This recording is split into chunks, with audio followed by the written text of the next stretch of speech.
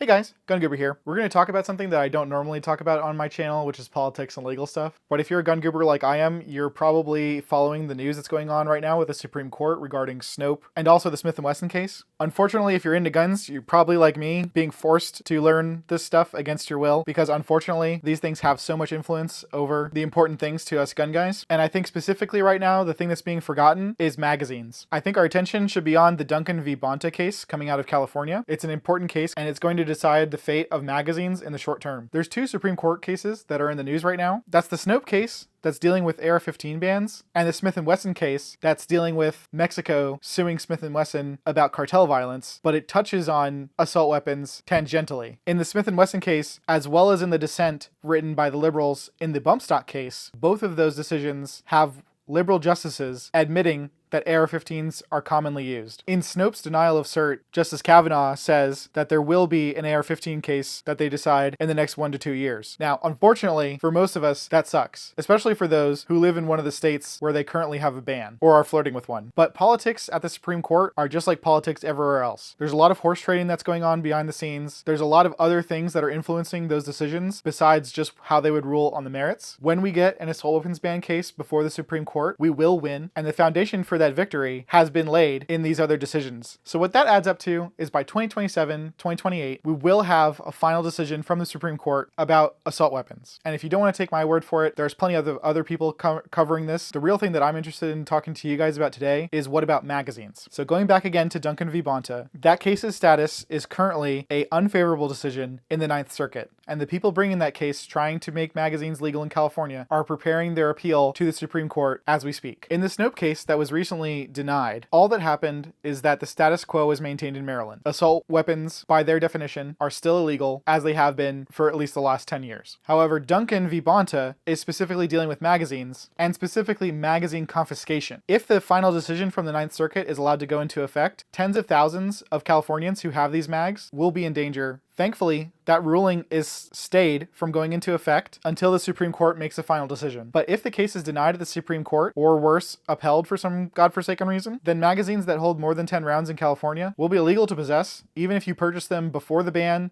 or during Freedom Week. There will be no grandfathering of any magazines at all in California. Now, like I said earlier, the Supreme Court is political. They do take into account public opinion. They do take into account these kind of things. As much as you might like to imagine that they are just making the decisions based off of the law in front of them, that is almost never the case. But in this scenario, it actually might work out in our favor, because the justices are no doubt aware of the consequences of if they do a cert denial or uphold the ban. They know that if they don't make any moves, there will be thousands of new felons in California. Millions of magazines will have to be confiscated or surrendered. And again, this is completely different than the situation in Maryland with the Snope case, because all denying cert in that case did was make it so that things will be like how they always were in Maryland. So what are the possible outcomes? What's going to happen to Duncan v. Bonta at the Supreme Court? Well, there are three outcomes that could possibly happen. One, they could grant cert. If they grant cert in a magazine ban case, we'll almost certainly win. The logic that is used to ban magazines is completely preposterous. Just like how pen and paper, email, Twitter, these are all things that are protected by the First Amendment because they are things that allow you to express your freedom of speech. Magazines are an essential part of the Second Amendment because they are essential for functioning a firearm. And magazines over 10 rounds are also protected because, among other things, there are some guns that don't have magazines that hold less than 11 rounds. Unfortunately, I think this is the least likely option because I don't see the Supreme Court taking a magazine ban case before it takes an assault weapons ban case. Which leads us to the second option,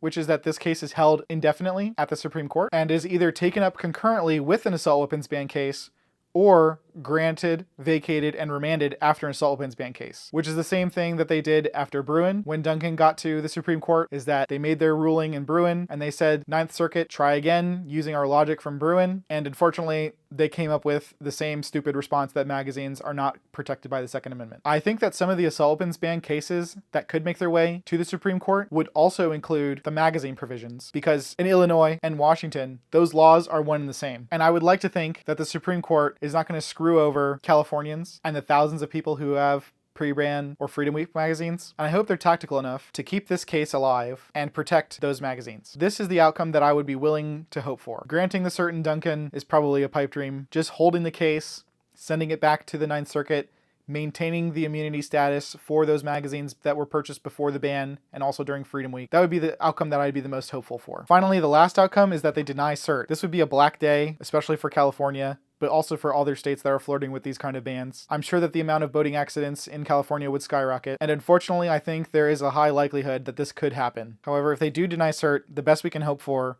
is that they address the magazine issue shortly afterwards, but it's going to really suck for all those magazines that get lost on the high seas in California. So let me know what you thought about this video. Let me know if you want me to go over the Snope case and the likely next assault weapons ban case that reaches the Supreme Court, and let me know what outcome you think is the most likely for Duncan v. Bonta. Thanks for watching.